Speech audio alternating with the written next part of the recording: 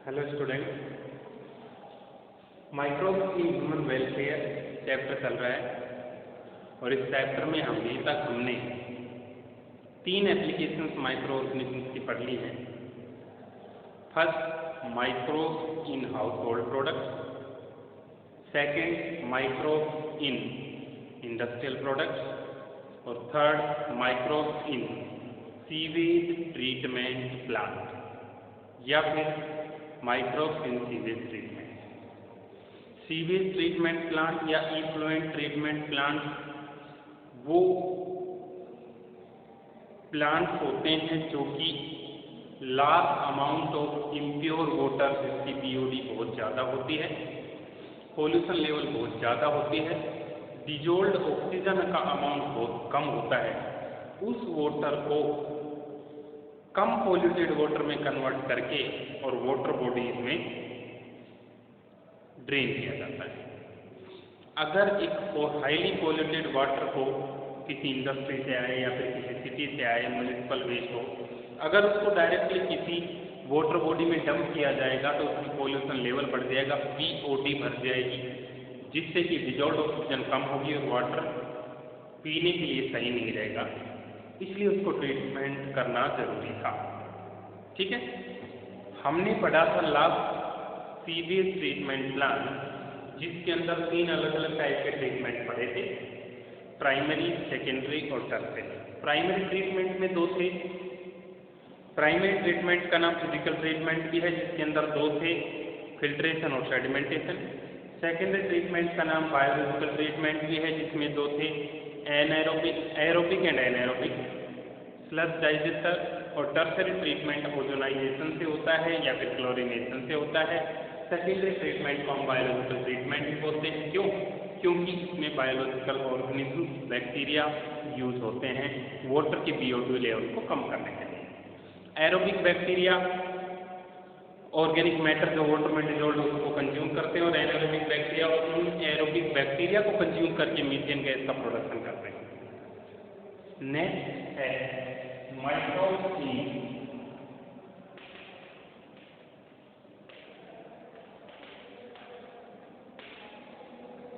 Biogas product. Microbes in biogas product.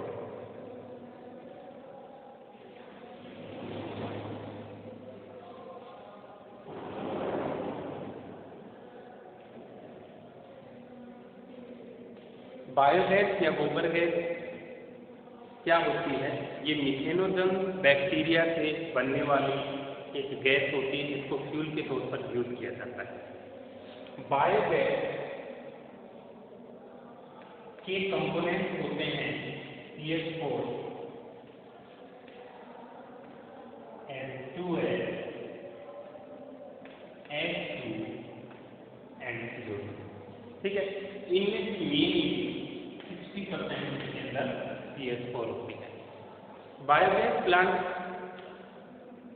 के बारे में मैं आपको बताऊंगा कि बायोगैस प्लांट लास्ट लेक्चर में मैंने बताया था कि ICAR, Indian council of agriculture research और KVIC, khadi and village industries commission, दोनों के कोलाबोरेशन से रूरल एरियाज में बायोगैस प्लांट्स एस्टेब्लिश किए गए हैं।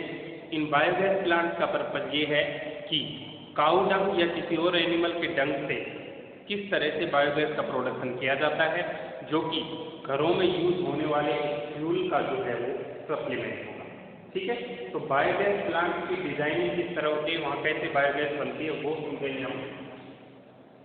मैं यहाँ पर रेफरेंस डायग्राम बना रहा हूँ, आप नोट में से तैयार बनाएंगे। एक बायोगैस प्लांट के लिए ग्राउंड लेवल से नीचे 10 से 15 फीट का एक गड्ढा बनाया जाता है, जिसको कि अंदर से भी ग्रिड की हेल्प से पक्का कर दिया जाता है।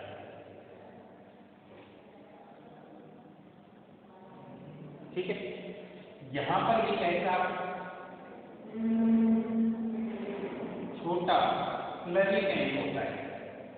स्लरी का मतलब होता है जिसमें वाटर और डंग दोनों मिक्स होते हैं। डंग के साथ साथ वाटर होता है तो बोलते हैं स्लरी टैंक, जिसके अंदर हम डंग और वाटर ऐड करते हैं। ये ट्यूब से थ्रू इसमें जाता है और ये रुक जाता है। ठीक है, इसमें मीथेन प्रोड्यूसिंग बैक्टीरिया मीथेनोबैक्टीरियम प्रेजेंट होता है। तो आपसे पूछा था कि मीथेनोबैक्टीरियम कहाँ से आया? ये मीथेनोबैक्टीरियम नेचुरली डंग के अंदर ही प्रेजेंट था, क्योंकि हमने पढ़ा हुआ है मीथेनोबैक्टीरियम एक आर्की बैक्टीरिया है जो कि काऊ डंग, कैटल जो होते हैं उनकी रूमन के अंदर प्रेजेंट होते हैं। और ये जो सेलुलोज होती है जो कैटल की बॉडी में डाइजेस्ट नहीं होती, उसको डाइजेस्ट करके मीथेन गैस रिलीज करते हैं। तो मीथेनोबैक्टीरियम के अंदर ही प्रेजेंट था। उसके ऊपर यहाँ पर एक टैंक लगाते हैं। जब ये मीथेनोबैक्टीरियम बायोगैस रिलीज करता है, मीथेन रिलीज करता है, तो इस टैंक में वो मीथेन गैस मिलती है। जितनी ज़्यादा मीथेन प्रोड्यूस होगी, इसका लेवल ऊपर की तरफ बढ़ता जाएगा और इसमें से एक आउटलेट निकालते हैं जिसके थ्रू मीथेन गैस को हाउस से कनेक्ट किया जा सकता है, इंडस्ट्री से कनेक्ट किया जाता है, जहाँ पर उसको बर्न करके यूज किया जा सकता है।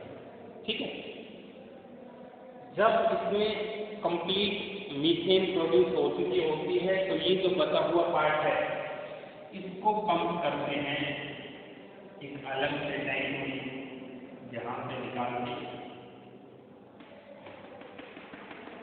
इसको बोलते हैं remaining slurry,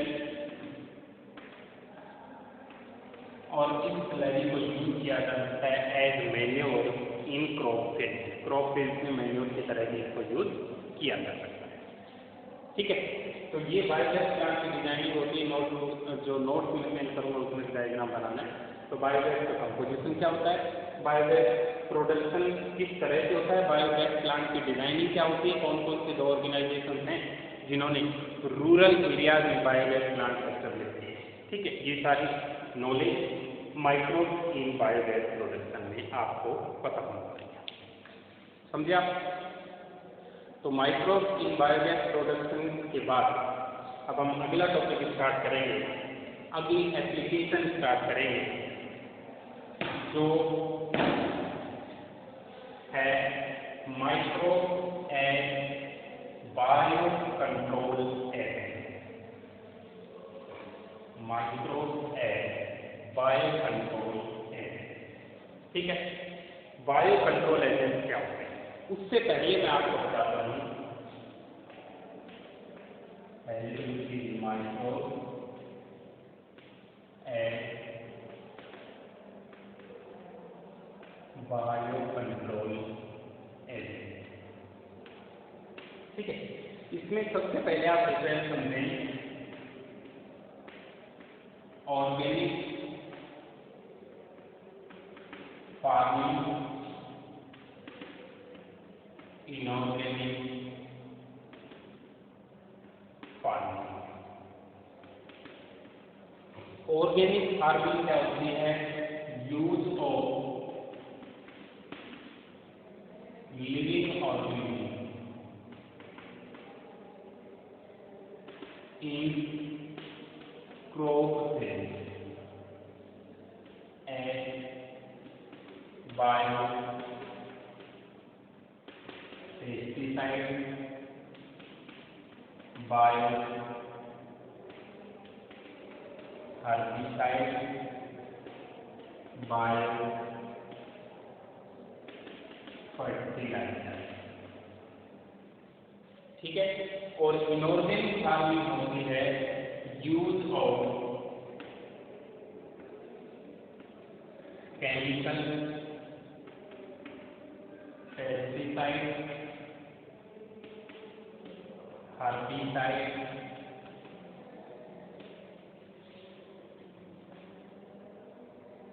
and chemical fertiliser. ज़्यादातर जो फार्मिंग अपने आसपास एग्रीकल्चरल लैंड में चल रही है वो है ऑर्गेनिक फार्मिंग, और इनऑर्गेनिक फार्मिंग एकदम से इंक्रीज हुई थी ग्रीन रिवोल्यूशन के टाइम पर। ग्रीन रिवोल्यूशन का पर्पज था फूड प्रोडक्शन इंक्रीज करना, और उस फूड प्रोडक्शन को इंक्रीज करने के लिए हाइब्रिड सीड्स के साथ साथ क्रॉप फील्ड्स में एक्सेसिव केमिकल फर्टिलाइजर्स भी ऐड करना स्टार्ट कर दिया गया, जिससे क्रॉप प्रोडक्टिविटी कई गुना इंक्रीज हो गई। लेकिन एक्सेसिव और रेगुलर केमिकल फर्टिलाइजर्स यूज करने से, केमिकल पेस्टिसाइड्स, केमिकल हर्बिसाइड्स और फर्टिलाइजर्स यूज करने से क्रॉप की प्रोडक्टिविटी धीरे धीरे डिक्रीज होती है। इसका कारण क्या है? इसके लिए आप समझें कि एक क्रॉप फील्ड के अंदर अगर हम केमिकल फर्टिलाइजर्स ऐड कर रहे हैं जो कि नाइट्रोजन, फॉस्फोरस और पोटेशियम होते हैं, वो क्रॉप की प्रोडक्टिविटी इंक्रीज करते हैं, लेकिन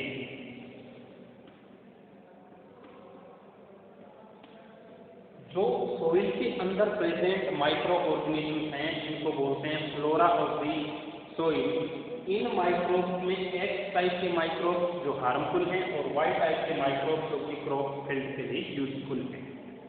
जब नाइट्रोजन, फॉस्फोरस और पोटेशियम डालते हैं तो एक्स टाइप के माइक्रोब मर सकते हैं, वो तो अच्छी बात है अगर मर जाए तो, क्योंकि वो क्रॉप प्लांट के लिए हार्मफुल है, लेकिन वाई टाइप के माइक्रोब भी मर जाते हैं जो कि क्रॉप प्लांट के लिए यूजफुल है।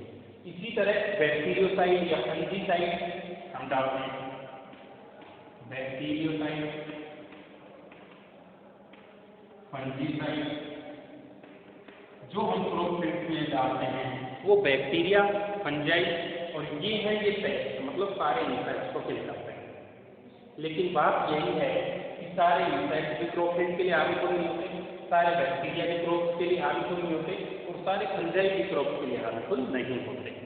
लेकिन क्योंकि ये तो हार्मफुल केमिकल है, अगर हमने बैक्टीरिया के लिए डाले हैं तो ये सब बैक्टीरिया को डालेंगे। ऐसा नहीं है, सेलेक्टिव नहीं है कि यूजफुल को छोड़ देंगे और हार्मफुल को किल कर देंगे, ऐसा नहीं। ये तो सभी माइक्रोब को, सभी बैक्टीरिया को किल करेंगे। इसी तरह अगर हम किसी क्रॉप फील्ड में उस क्रॉप को फंजाई के डिजीज से बचाने के लिए फंजीसाइड डालते हैं तो वो फंजीसाइड सेलेक्ट नहीं करेगा कि एक्स टाइप के फंजाई जो प्लांट के लिए यूजफुल है और वाई टाइप के हार्मफुल है, तो मैं किसको मारूं किसको नहीं। वो सभी फंजाई को मार देगा। उसी तरह पेस्ट में भी सभी इंसेक्ट को मार देगा। लेकिन आपको पता है सभी इंसेक्ट हार्मफुल नहीं होते हैं, कुछ यूजफुल कुछ हार्मफुल है। अगर बैक्टीरिया में एग्जाम्पल देखें तो कुछ बैक्टीरिया जो प्लांट्स में डिजीज कोज करते हैं वो तो हार्मफुल बैक्टीरिया है, जैसे जेनफोमोनास सिट्रस कैंकर करता है। लेकिन कुछ बैक्टीरिया जो सोइल में ही प्रेजेंट है, राइजोबियम, लेजुमिनोसेरम, राइजोबियम जो कि रूट नोडुल्स में होता है, वो उसके लिए यूजफुल है। मतलब बैक्टीरियोसाइड जो हम डालेंगे वो तो राइजोबियम को भी मारेगा और वो जेनफोमोनास को भी मारेगा। तो एक तरफ वो केमिकल फर्टिलाइजर्स हमें यूजफुल इफेक्ट प्रोवाइड कर रहे हैं, तो दूसरी तरफ वो हार्मफुल इफेक्ट भी प्रोवाइड कर रहे हैं, क्योंकि राइजोबियम को मार दिया तो ये पूरा क्रॉप प्लांट के लिए यूजफुल था। धीरे धीरे सोइल में प्रेजेंट यूजफुल माइक्रो ऑर्गेनिज्म की पॉपुलेशन उस क्रॉप फील्ड में डिक्रीज होती जाएगी, जिससे फ्यूचर के क्रॉप के अंदर वो सोइल में प्रेजेंट रूट के साथ सिम्बायोसिस नहीं बना पाएगा और प्लांट की प्रोडक्टिविटी धीरे धीरे कम होती जाएगी। तो लॉन्ग टर्म इफेक्ट पर इनऑर्गेनिक फार्मिंग हमारे क्रॉप फील्ड के लिए बहुत हार्मफुल है। ठीक है, तो हम क्या करें? अब हमें ये जरूरत है कि हम इन पेस्टिसाइड की जगह बायो पेस्टिसाइड यूज करें। हर्बिसाइड जैसे डीडीटी है, वीडीसाइड है, उसकी जगह हम बायो हर्बिसाइड यूज करें। और फर्टिलाइजर जैसे एनपीके हम इनऑर्गेनिक फॉर्म में डालते हैं, उनकी जगह हम लिविंग ऑर्गेनिज्म को डालें जो नाइट्रोजन फिक्सेशन कर रही हैं, जो ऑर्गेनिक कंटेंट को बढ़ा रही हैं, जो फॉस्फोरस का एब्जॉर्प्शन कर रही हैं, जो सोइल में वाटर होल्डिंग कैपेसिटी बढ़ा रही है। इस तरह के हजारों तरह के ऑर्गेनिज्म हमें यूज करने जरूरी हैं। इनके दो फायदे होंगे, एक ये सिर्फ टारगेट ऑर्गेनिज्म को ही अटैक करेंगे।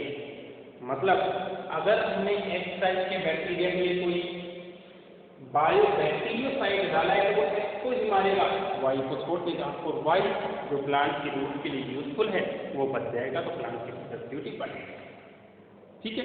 इसी तरह पेस्टिसाइड, बायोपेस्टिसाइड उसी पेस्ट को अटैक करेगा। अब ये उसी पेस्ट को अटैक कैसे करेगा, ये हमें नॉलेज होनी चाहिए फूड चेन और फूड वेब की, कि कौन सा ऑर्गेनिज्म कौन से ऑर्गेनिज्म का ऐसे फूड कंज्यूम करता है। इसका मतलब ऑर्गेनिक फार्मिंग करने वाले फार्मर को थोड़ा एजुकेटेड होना भी जरूरी है, कि उसको ये पता हो कि ये वाला इंसेक्ट तो हमारी क्रॉप के लिए यूजफुल है और दूसरा वाला ये इंसेक्ट है ये हमारी क्रॉप के लिए हार्मफुल है। ठीक है, तो ये जानना जरूरी हो जाता है। इसलिए ऑर्गेनिक फार्मिंग के अंदर पॉपुलेशन इंटरेक्शन के बारे में फार्मर को नॉलेज होनी चाहिए, जिससे क्या होगा कि लॉन्ग टर्म के लिए हम दो एडवांटेज वहां पर होते हैं।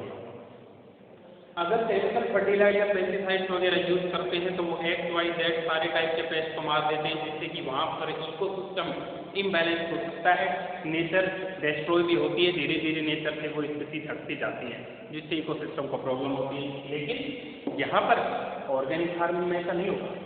टारगेट ऑर्गेनिज्म का ऐसे फूड कंज्यूम करेगी वो ऑर्गेनिज्म, तो फूड चेन बनी रहेगी, फूड चेन और फूड वेब बने रहेंगे, तो वो इकोसिस्टम हमेशा स्टेबल भी रहेगा।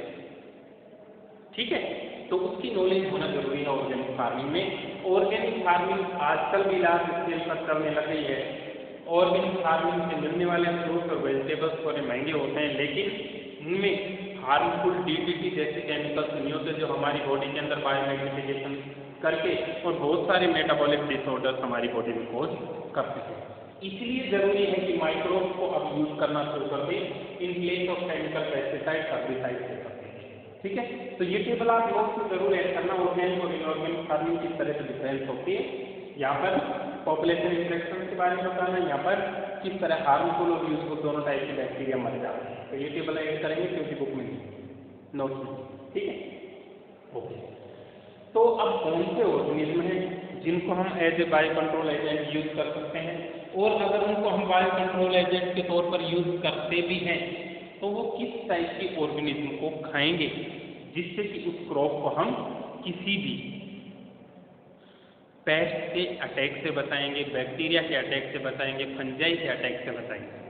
तो अटैक से बचाने के लिए बायो कंट्रोल एजेंट, और वहाँ पर न्यूट्रिएंट ऐड करने के लिए बायो फर्टिलाइजर। तो दो मेन चीज़ें यहाँ पर हम चैप्टर में और बची हैं, बायो कंट्रोल एजेंट और बायो फर्टिलाइजर के बारे में डिटेल में पढ़ेंगे। आई होप आपको समझ में आ रहा है।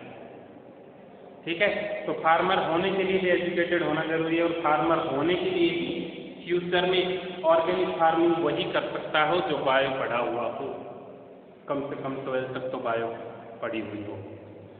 साइंटिफिक फार्मिंग वही होगी, प्योर प्रोडक्ट बनेंगे वेजिटेबल और क्रॉप के अंदर, जिसमें हार्मफुल केमिकल्स नहीं आएंगे और हमारी सेहत को नुकसान नहीं होगा उन टाइप के फ्रूट और वेजिटेबल क्रॉप। ठीक है, तो इस तरह से हम बायो कंट्रोल एजेंट के बारे में पढ़ेंगे। समझे? देखिए, बायो कंट्रोल एजेंट फिर से बता रहा हूँ, सिर्फ टारगेट ऑर्गेनिज्म को ही खाते हैं, नॉन टारगेट को नहीं खाते, और हम उसी तरह का बायो कंट्रोल एजेंट उस क्रॉप फील्ड में छोड़ेंगे जो कि हार्मफुल वाले ऑर्गेनिज्म को कंज्यूम करे, टारगेट करे, यूजफुल वाले ऑर्गेनिज्म को टारगेट ना करे। ठीक है, तो कौन कौन से हैं एक एक देखा। लेडी बर्ड, बीटल, ये एफिड को खाते हैं। एफिड प्लांट के ऊपर पेस्ट हैं जो कि प्लांट को अटैक करके प्लांट के रूट, स्टेम या लीफ इनको डिस्ट्रॉय करते हैं, और क्रॉप प्लांट की प्रोडक्टिविटी डिक्रीज हो जाती है। तो अगर हम उस क्रॉप फील्ड में लेडी बर्ड यानी कि बीटल्स को छोड़ेंगे तो एफिड को कंज्यूम करेगी, और उससे आराम से उस क्रॉप को उस पेस्ट से प्रिवेंट किया जाता है, अटैक से प्रिवेंट किया जा सकता है। उसी तरह ड्रैगन फ्लाई वो कंज्यूम करती है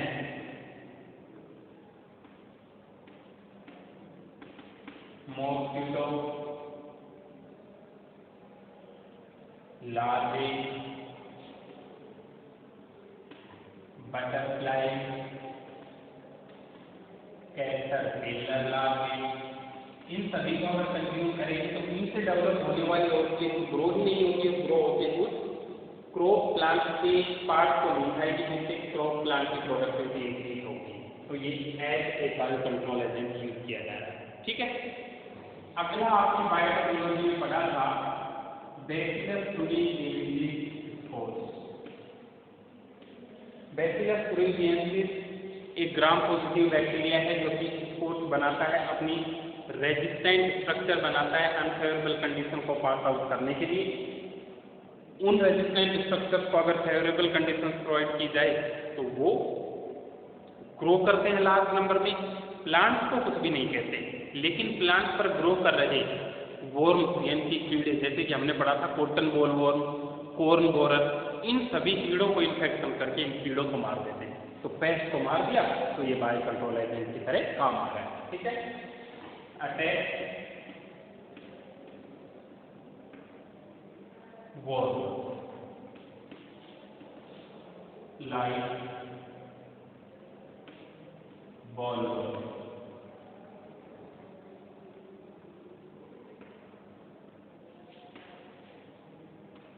ठीक है, बॉल वॉर्म को अटैक करता है। तो जो बॉल वॉर्म, मान लीजिए कॉटन का ही एग्जांपल ले लो, कॉटन के फील्ड के अंदर बॉल वॉर्म जो कि कॉटन के अंदर अपन फ्लूइड को खा जाते थे, अब उस बॉल वॉर्म पर ये BT4 बैसिलस thuringiensis बैक्टीरिया का इन्फेक्शन हो जाएगा, वो बॉल वॉर्म खुद मर जाएगा।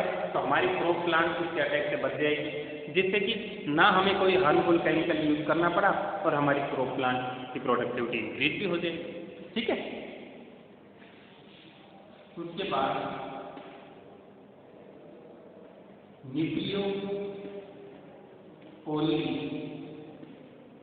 हेड्रो वायरस, ये वायरस हैं जो कि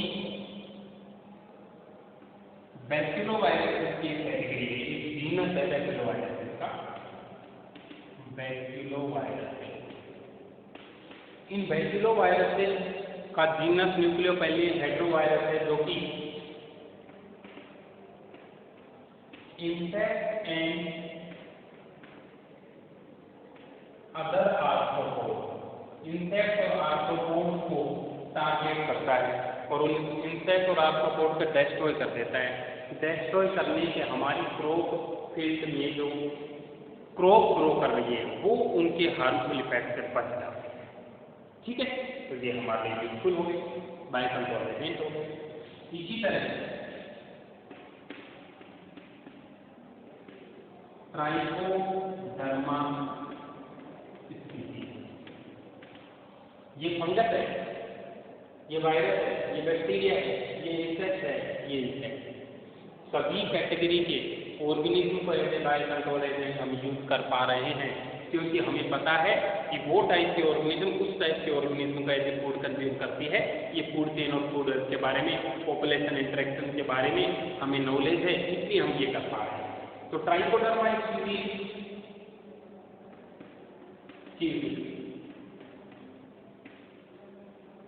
pathogen present around roots of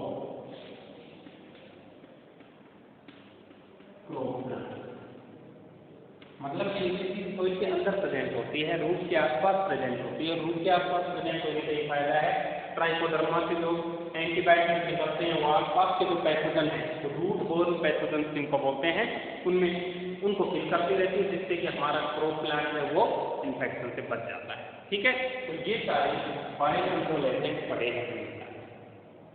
bio control agents are those living organisms which are used to kill the insect, pest, bacteria, fungi which are present in our crop base and cause harmful effect to our crop.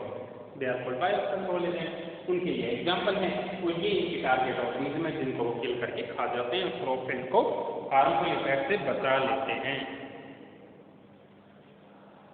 ठीक है, उसके बाद अब है bio fertiliser.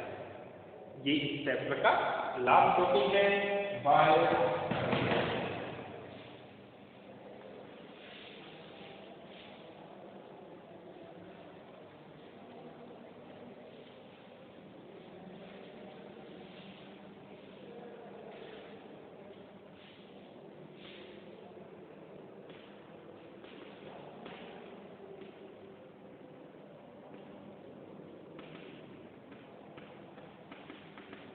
Bio fertiliser का मतलब क्या है?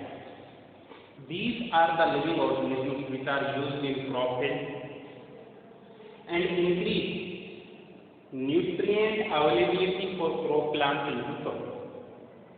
Hence, they increase productivity of our crop plant.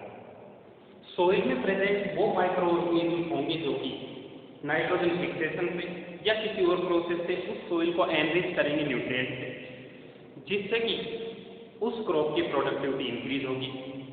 Advantage ये है कि अगर हमें केमिकल फर्टिलाइजर अगर हम डालते तो सोइल की वाटर रिटेंशन कैपेसिटी धीरे धीरे कम होती जाती है, जिसमें ज़्यादा केमिकल फर्टिलाइजर डाले जाते हैं। ठीक है, तो बायो फर्टिलाइजर के तौर पर कौन कौन से ऑर्गेनिज्म यूज किए जा सकते हैं? Bacteria can be used as bio fertiliser,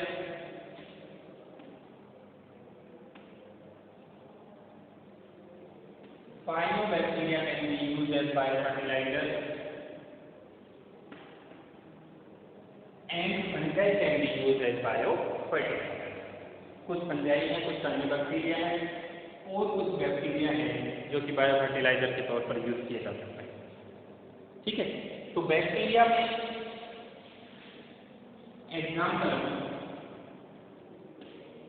rhizobium can be use, जो कि सिम्बायोटिक एसोसिएशन जो करता है लेग्यूम रूट से। ठीक है, लेग्यूम की रूट्स के साथ सिम्बायोटिक एसोसिएशन करता है राइजोबियम और नाइट्रोजन फिक्सेशन से उनकी प्रोडक्टिविटी को इंक्रीज करता है। सेकेंड, फ्रेंडिया, ये एक बैक्टीरिया है जो कि अल्नस के प्लांट के साथ सिम्बायोसिस करता है, और नाइट्रोजन फिक्सेशन करके उसकी प्रोडक्टिविटी को इंक्रीज करता है। दैट मीन्स अल्नस प्लांट के लिए या फिर बोल सकते हैं नॉन लेग्यूमिनस प्लांट के लिए सिम्बायोटिक एसोसिएशन करके उसकी प्रोडक्टिविटी इंक्रीज करने वाला बैक्टीरिया कौन सा है? फ्रेंडिया। तो ये दोनों ही एग्जाम्पल हुए सिम्बायोटिक एसोसिएशन वाले बैक्टीरिया जो कि बायो फर्टिलाइजर के तौर पर काम करते हैं। ठीक है, अब फ्री लिविंग में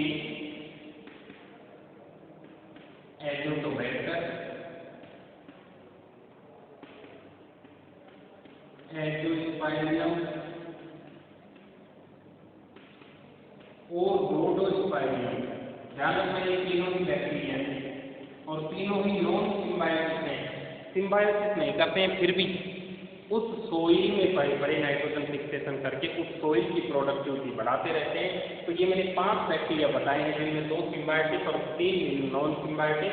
500 बैक्टीरिया सोइल के अंदर न्यूट्रिएंट्स का कंटेंट बढ़ाकर सोइल की प्रोडक्टिविटी बढ़ाते हैं, जिससे क्रॉप की प्रोडक्टिविटी इंक्रीज होती है। इसका मतलब ये बायो फर्टिलाइजर के तौर पर यूज होती है। ठीक है, ओके। उसके बाद ये क्या करते हैं, कैसे इंक्रीज करते हैं? फर्स्ट,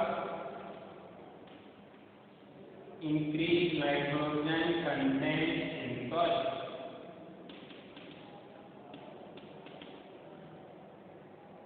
ठीक है, उसके बाद है साइनोबैक्टीरिया या फिर blue green algae as bio fertiliser. Blue green algae भी कुछ हैं जो कि बायो फर्टिलाइजर के तौर पर काम आते हैं। इनमें एनाबीना जो कि सिम्बायोटिक एसोसिएशन करती है एजोला फर्म के साथ। एनाबीना एक बीज है, एजोला एक फर्म है। इस एजोला को पैडी फील्ड्स में ग्रो करने दिया जाता है पहले तो वीड की तरह। जब एजोला बड़ी बड़ी हो जाती है तो इसकी लीफ में एनाबीना अपना सिम्बायोटिक एसोसिएशन कर लेता है और सिम्बायोटिक के नाइट्रोजन फिक्स करके उस लीफ को नाइट्रोजन से भर देता है फुल। ठीक है, जब ये एजोला ग्रो हो लेती है तो इसकी मल्चिंग करवा देते हैं, इसको फ्लोइंग करवा देते हैं। वो सारी एजोला इसके अंदर सोइल में एज ए ग्रीन मैन्योर के तौर पर मिक्स हो जाए, जिससे सारी नाइट्रोजन जो इसमें मिक्स की वो सोइल में आ जाए। तो आपको ये पूछा जा सकता है कि पैडी फील्ड के अंदर इनमें से कौन sea organism bio fertiliser use किया जाता है? तो आंसर हो गया एनाबीना। ठीक है, तो ये सिम्बायोसिस से हो गई। नोस्टोक एक फिलामेंटल बीजीए है जिसमें कौन सी सेल होती है? हेटेरोसिस्ट सेल होती है। याद करो हमने पढ़ा है किंगडम मोनेरा में कि नोस्टोक में हेटेरोसिस्ट एक सेल होती है जो कि नाइट्रोजन फिक्सेशन का प्रोसेस कैरी आउट करती है, और इस नोस्टोक के कारण जब ये नोस्टोक सॉइल में प्रेजेंट होती है तो इससे कारण सॉइल की प्रोडक्टिविटी इंक्रीज हो जाती है। ठीक है, तो नोस्टोक एक और एग्जाम्पल हो गया। उसके अलावा ओसिलेटोरिया, ये भी एक बीजीए है जो कि सोइल में नाइट्रोजन कंटेंट इंक्रीज करती है। ठीक है, ये सभी कैसे प्रोडक्टिविटी बढ़ाते हैं, कैसे as a bio fertiliser work करते हैं? Increase nitrogen content in soil. ठीक है, मैं यहाँ पर पॉइंट वाइज इसलिए लिख रहा हूँ कि आपको अगर नोट्स में ऐसे इनमें से कोई पॉइंट ना मिले तो आप वीडियो में से ऐड कर लें। कुछ स्टूडेंट करते हैं वीडियो में से ऐड, बाकी इसी तरह कॉपी पेस्ट कर देते हैं, ये गलत है। आप अच्छे से समझ कर और वीडियो में भी कोई इंपॉर्टेंट पॉइंट है तो उसके अंदर जरूर ऐड करें। Increase nitrogen content in soil, increase organic matter and moisture content in soil.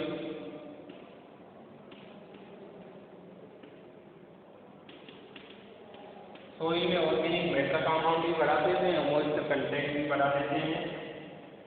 Increase water holding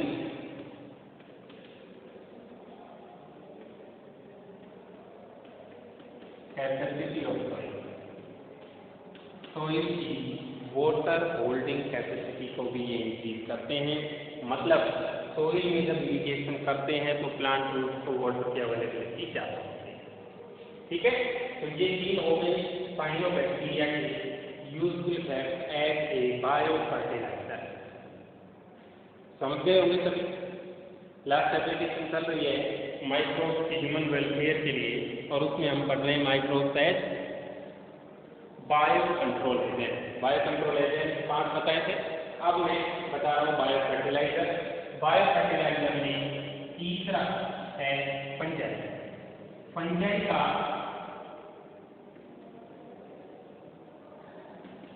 higher plant की रूट के साथ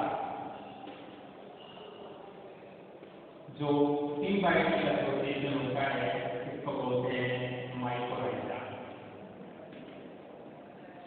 क्या बोलते हैं? Mycorrhiza.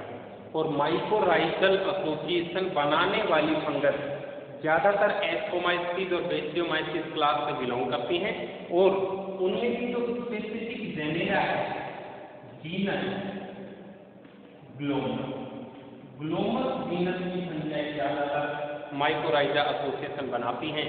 Mycorrhiza is a symbiotic association between roots of higher plant and fungi. Fungi और root के साथ जो सिम्बायोसिस है इसमें दोनों का एडवांटेज है। फंजाई ये हीटरोट्रोपिक ऑर्गेनिज्म है, प्लांट उसको फूड प्रोवाइड कर देता है, और प्लांट की जो रूट है उनसे वाटर अपटेक की एफिशिएंसी और फॉस्फोरस जो मिनरल होता है उसकी अपटेक एफिशिएंसी ये इंक्रीज कर देती है। कौन? फंजाई। तो दोनों का एडवांटेज हुआ। तो ये जीनस याद रखना है ग्लोमस। तो फंजाई का हायर प्लांट के साथ जो एसोसिएशन होता है जीनस ग्लोमस का, उसके क्या क्या एडवांटेज है as a bio fertiliser? First, increase phosphorus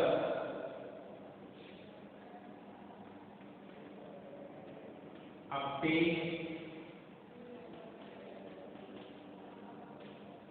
efficiency of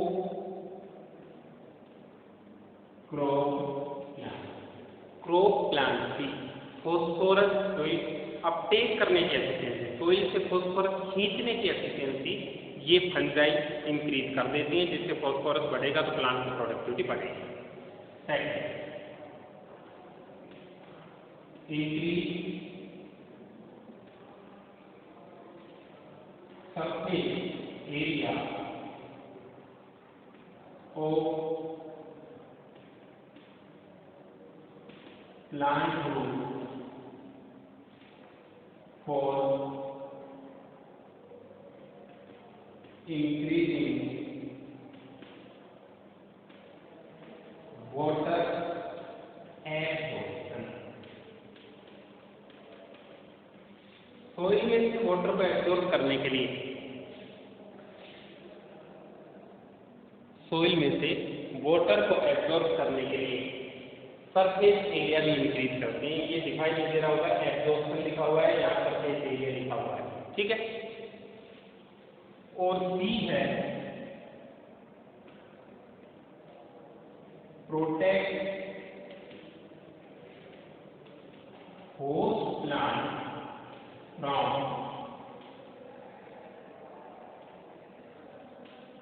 root borne pathogen, क्योंकि ये एक फंजाई है। फंजाई एंटीबायोटिक्स रिलीज करती रहती है और एंटीबायोटिक रूट के आसपास प्रेजेंट पैथोजन जैसे बैक्टीरिया और फंजाई उनको किल करते रहते हैं। इसका मतलब कि फंजाई के एसोसिएशन के 3 फायदे प्लांट को, साइनोबैक्टीरिया से एसोसिएशन के 3 फायदे और बैक्टीरिया से एसोसिएशन का 1 फायदा है प्लांट को। एज अ रिजल्ट ये सारे बायो फर्टिलाइजर के तौर पर काम करते हैं, ठीक है। इस तरह से आपका ये chapter microbes in human welfare complete होता है। चैप्टर के अंदर बहुत सारे माइक्रो ऑर्गेनिज्म, उनका टाइप और उनसे बनने वाला प्रोडक्ट और उनके क्या एडवांटेजेस हैं, ये ही सारी चीज़ें एक्सप्लेन हैं। इम्पोर्टेंट चैप्टर है, इजीली स्कोरिंग चैप्टर है, क्योंकि हर एक माइक्रोब का प्रोडक्ट और फंक्शन आपको लर्न करना है, ठीक है। तो आप इस चैप्टर को रिवाइज करेंगे। पहले तो ये नोट कंप्लीट करेंगे, यहाँ तक के सारे नोट वीडियो में कोई नई चीज हो इस तरह के पॉइंट लिखे हुए हैं और आपके नोट में अवेलेबल ना हो बाई चांस तो आप यहाँ से लिख लेना, ठीक है।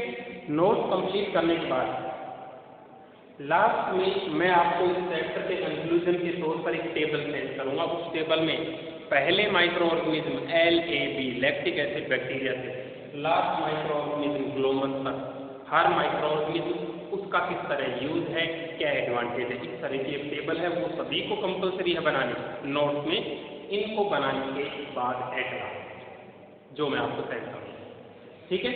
तो इस तरह से हमारा माइक्रो एंड ह्यूमन वेलफेयर ये चैप्टर कंप्लीट होता है। तो चैप्टर नंबर 1 आपके सिलेबस में 1 से लेके 12 तक सारे चैप्टर्स हो गए हैं। चैप्टर नंबर 7 इवोल्यूशन जो आपके सिलेबस से हट गया है वो नहीं हुआ, ठीक। इसका मतलब 12 हो गए।